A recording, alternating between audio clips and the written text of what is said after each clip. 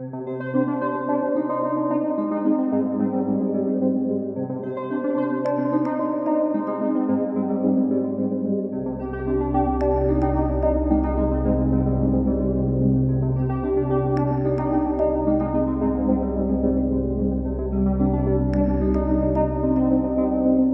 this episode of Scammer Stories, we usually hear from a victim or survivor of a romance or pig butchering scam, sprinkled with a sextortion case here and there, because the human side of these stories connects with people's emotions. But talking to the experts is just as important. We've heard from FBI agents, financial investigators, advocates, and a therapist. Now, we're going to hear from a man who's tackling this nightmare from another angle. Al Pascual is the CEO and co-founder of Scamnetic, a company using technology and behavioral analysis to detect and prevent scams in real time. That's key. He took a winding path to get where he is today. Here's his story.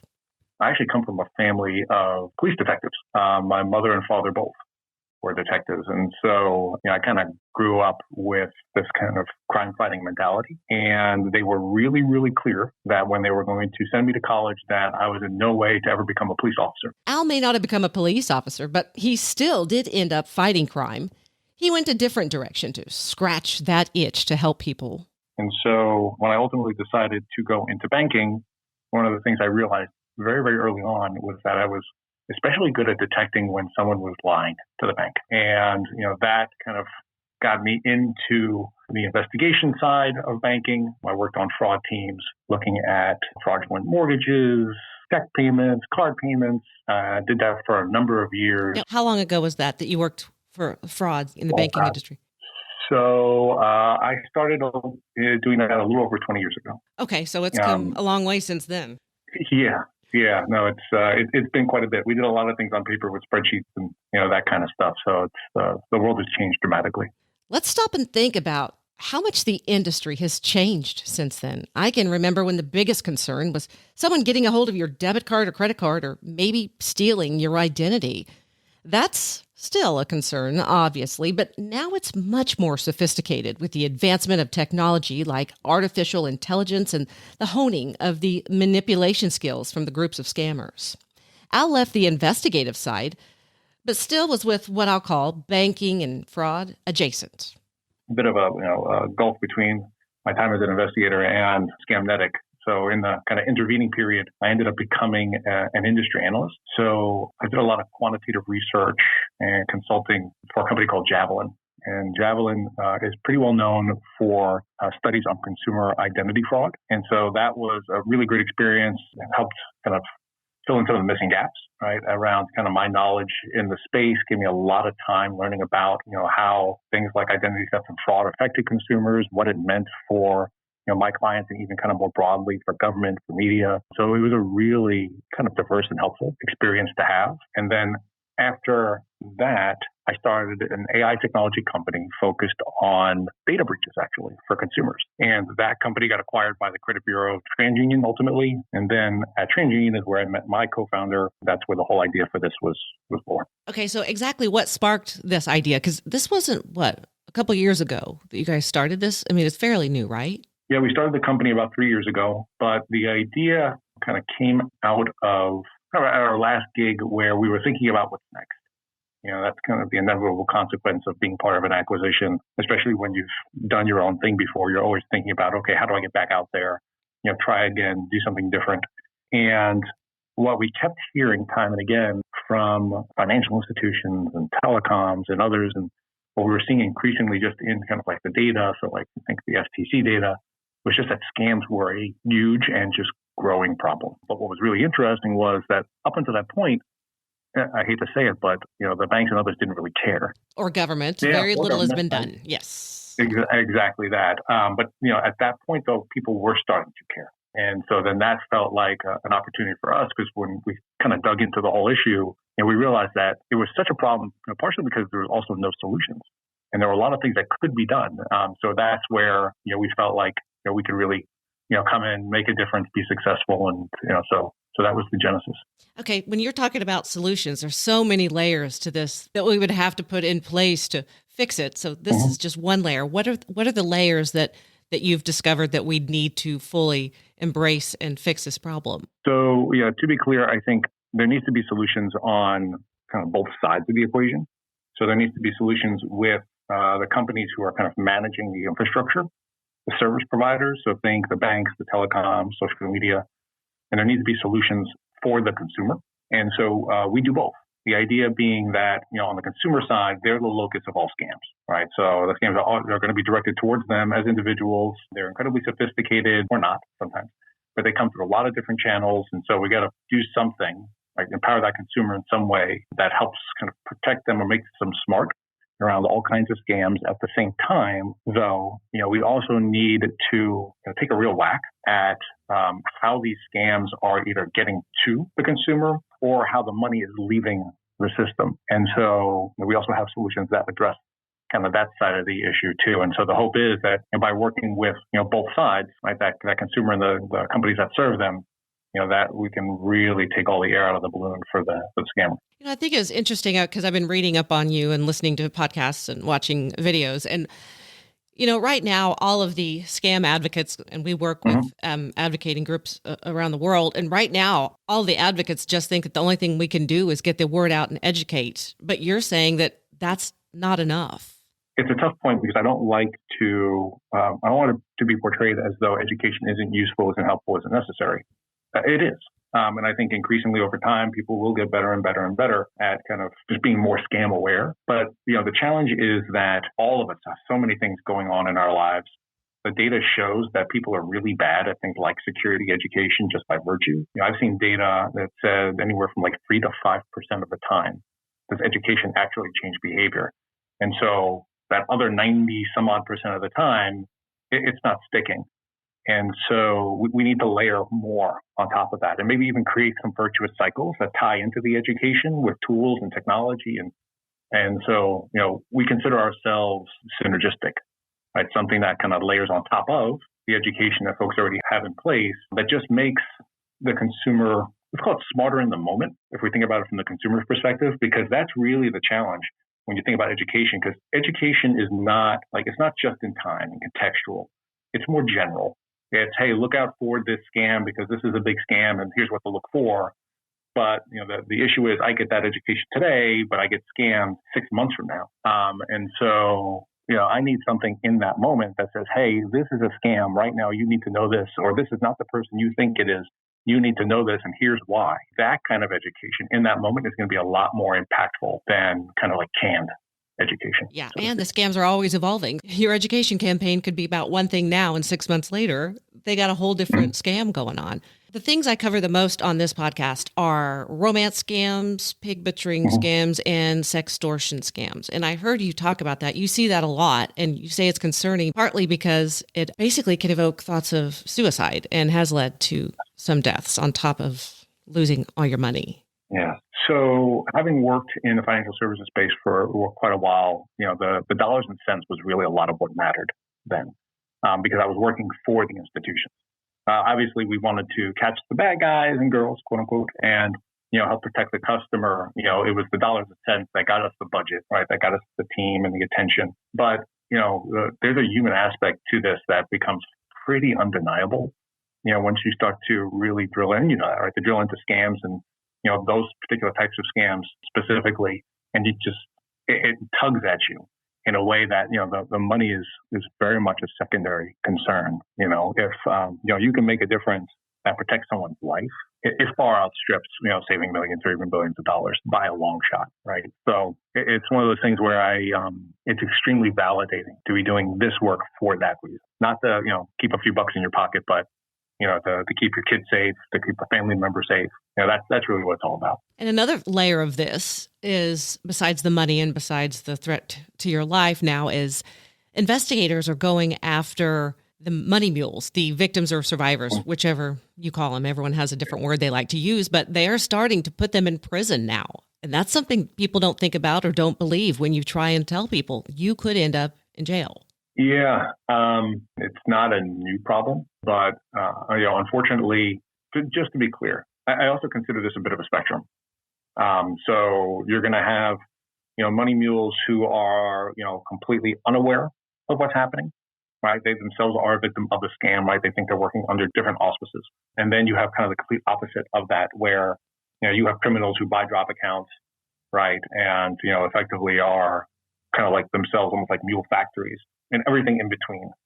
The shame of it is, to your point, when, people get caught up in this and they don't either realize, that it's happening at all, or they don't necessarily understand the implications of what's happening.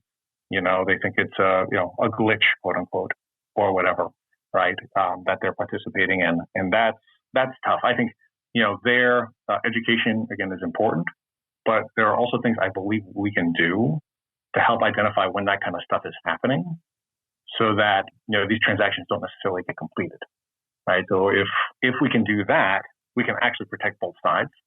We can protect the person who is going to lose their money, right, and send it to the mule, but we can also protect maybe the unassuming mule from, being on the wrong end of things. Yeah, but since you've worked in the industry for so long, you know that there's that fine line between this is my money and I can spend it on what I want, and we need to protect you from yourself. That's a balancing act there for the banking industry. It is. I mean, two things to say about that. I think we should consider, and this is a good thing to be sure, but that, regulation is starting to take hold here. You look at places like California with their laws around elder-related scams, right? So there is some, because of this, a responsibility being foisted onto the shoulders of institutions. We've actually seen some of this too in other markets like in the UK and elsewhere, but we're beginning to see institutions just saying no, right? I mean, literally, no, you cannot send that money. And so it does give them a bit of a backstop, which I think is actually important. They don't like it, clearly, for a lot of reasons, but I think it does have some benefits and that it stops people from making mistakes. But the other part of that is people need to be convinced.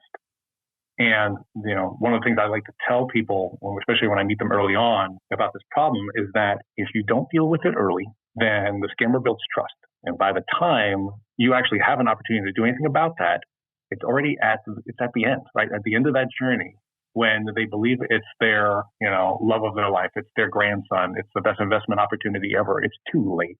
And so you really have to attack it very, very early on. Otherwise it's just a losing proposition. And so, for these institutions, they need to do more to provide evidence to people as it's happening so people can make a well-informed decision. They can't wait to the end. If they wait to the end, it's too late. They're hooked. Yep. Now, I'm curious, I've heard about the banking industry in the UK and how they're doing so much there, but they actually have a reimbursement program. So where does that money, how do they pay for that? The money actually comes out of the institutions themselves. Like an insurance policy or what? I'm sure they have some reinsurance, I would bet, ultimately. But the idea there is that if, for example, think like we call them push payments, but like a Zelle style or Venmo style transaction. If a customer at a bank in the UK tries to send money to a scammer, and the bank has, and they have to have controls in place. It means they have to have things that are looking at these transactions to figure out if they're a scam.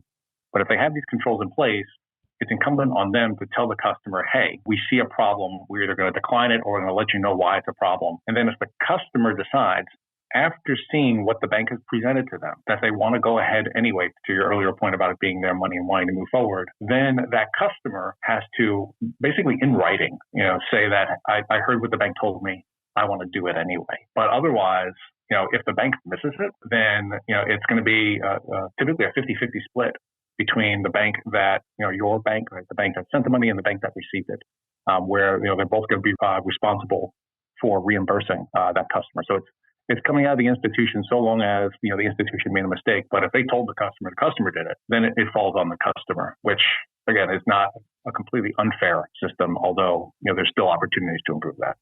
This is when we started talking about his technology. I asked, how does it work just for the average Joe like you and me? So if you want to get access to the Scamnetic product, so the consumer product is called NoScam, KNOWSCAM. Typically have to get it through like a service provider. So think like a bank or a telecom, like a mobile carrier, where they'll provide it either as a benefit to you. We actually do have partners who resell the solution as well. So you can kind of like buy it off the shelf. But once you have it, then It's very, very straightforward. We have the ability for the user to kind of turn on automatic protection, which we call auto scan. And so you opt into it, and we respect your privacy, so you don't have to use it at all. But if you do, then we have AI that's automatically looking at every attempt to reach you, and it's letting you know whether or not something is legit or not without you having to do anything. So we try to make it really easy to use. And then if you ever get in a situation where someone's asking you for sensitive information or payment, we have a tool that people can use that's very, very similar actually to the technology that banks use when someone opens a new account, but it lets like a person verify any other person. So it's the only one of its kind, but I used to help banks build systems like that in a past life. And so what we wanted to do is take kind of like that enterprise grade identity verification or proofing capability and give it to a consumer. So now, as the communications are coming in, we're monitoring, we're letting you know that you're being targeted. If, let's say, you meet someone on a dating site or a marketplace and you're about to send them money or share info, you have a tool to know whether or not they are who they claim to be. And then we kind of backstop it with scam experts who you can reach by phone, by chat. They can help you before a scam, after a scam. So we really we round it out for you. But the idea is to give you everything you need to stay safe all in one package. So you don't have to be like a super security expert to buy a bunch of things and figure out how to use them all to stay safe. Okay, so if I was on a dating app and a scammer reached out to me, I would get a message like with a warning. Is that how that would work? Yeah. So if they sent you a message through something like a text message, we would see it. But if they sent it like on a third-party dating platform, we wouldn't necessarily see that because we're not embedded in those platforms. We're in your communication channel. So we're in your emails, we're in your text messages, those kinds of things, if you let us, right? But, in that scenario, if, someone reached out to you on a dating site, dating site is just notorious breeding grounds for scams, which you can't trust any of the identities on there. I mean, the first thing you should do is open up No Scam and verify their identity. We have something called ID Everyone, and you just send them an ID Everyone. They click it, and we can tell you whether or not they are that person. And so it's really, really easy. Oh, I love that. To know if it's legit. So you guys aren't working with the dating apps yet, but you still can use the information from the dating app into this and find out if it's a real person or not. There you go. And then if I got an email that I think could be from a scammer, I just send it on, and you guys would verify it if it's a scam or not. You wouldn't even need to. We'd see it automatically. If you turn this on, for the automatic monitoring, we would just see it. What about Facebook messages? That we are working on. Oh, Facebook is always the last to get on board with everything. Yeah. Well, you can, if you have one that you're worried about, you can actually submit it. There's a lot of ways you can send it to us and share it with us. It's just the automatic part from a technology and legal perspective takes a lot of work. So we're doing those a little, one at a time. Well, this is wonderful technology, but why isn't it being used more to stop it from the other end of the spectrum? Yeah, so it's a good question. That one solution I was talking about with ID Everyone, we're IDing other people. We also are working now with some banks and credit unions to add that to kind of the payment process. So, for example, April, if you were going to send a Zelle payment to somebody and the bank looked at it and thought it might be questionable, they can now help you verify who's getting the money. And so if, April, you think you're sending it to Al, the bank looks at the transaction and says, they never send Zelle transactions this large, or they've never used Zelle before, or, they're sending it to, somewhere weird. They can then, help you verify that Al is really Al. Right. And then they can tell you, look, when we verified Al, here's what we checked, right? Here's why it matches. Or they can come back and tell you, you know what? It wasn't Al, right? In Florida. It was Ben in Ottawa. And now you know that there's a problem. We may even be able to tell you if they were using like a deep fake, right? When we did a face scan of them. So we can give you a lot of information and give the bank a lot of information. So we're starting to work with them too. And so, that way, you don't have to have anything separate. You don't have to, turn these things on yourself. It's literally the bank saying, hey, this is risky. Let's verify the person you're sending the money to. And so that becomes another way for us to kind of help on the other side of things, right? On the kind of the service provider side. We're also starting to work with the telecoms as well to find ways to give them, or embed our technology into what they do. So we're working on it. We're definitely working on it. This could be really big with the sextortion scams. Yeah. I mean, if you could verify this isn't a real person and this is someone over in another country, I think it could help stop people from sending them money? It could. I think it's a combination of things, though. To be fair, especially when you kind of think about some of the demographics there. Erin West, one of our board advisors, she had done a piece on sextortion with someone who dug into it a lot, and one of the stats they brought up was just how prevalent it is among like teenage boys. And unfortunately, with that demographic, they are not going to be, I think, naturally inclined to take a lot of proactive steps. And so, giving them things that don't require them to really do anything, right? So before they can, send someone money, or, maybe even in that conversation that they're having with that person, if we can help them in that moment, that's going to be super important, because otherwise, they're enthralled. And so, they're not going to kind of pick up no scam and try to do something there. So we really want to be proactive. That would be the case too with the elderly, like my mother. She decided to go on a dating app, and she wasn't aware of everything that was happening in the world. So she wouldn't think to seek out a product like this until it was too late. We've got to get the word out in advance. We are working on it with partners, but it's, again, to your very early point, we are, still pretty new, even despite being, around for the last few years. It's just, it all takes time, build the technology, build the partnerships, then begin marketing things. So we're working on it. Yeah, well, when I started this podcast, no one knew what a podcast was, first of all, or what a romance scam was. Definitely didn't know what pig butchering was.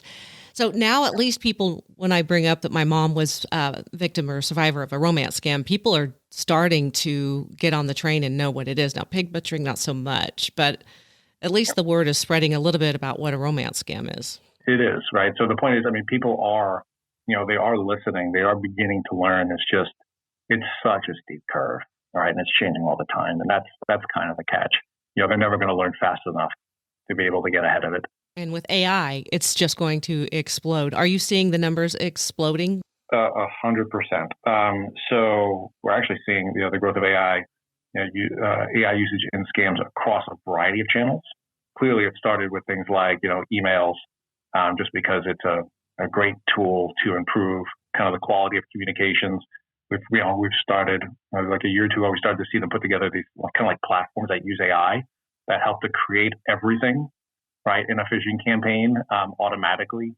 So not just the communications, but also the site and everything else too. So it's really enabling them to be very convincing, to be very efficient, which is an unfortunate thing to have to think about, right? We would like to think it's hard for them, but it's increasingly not hard.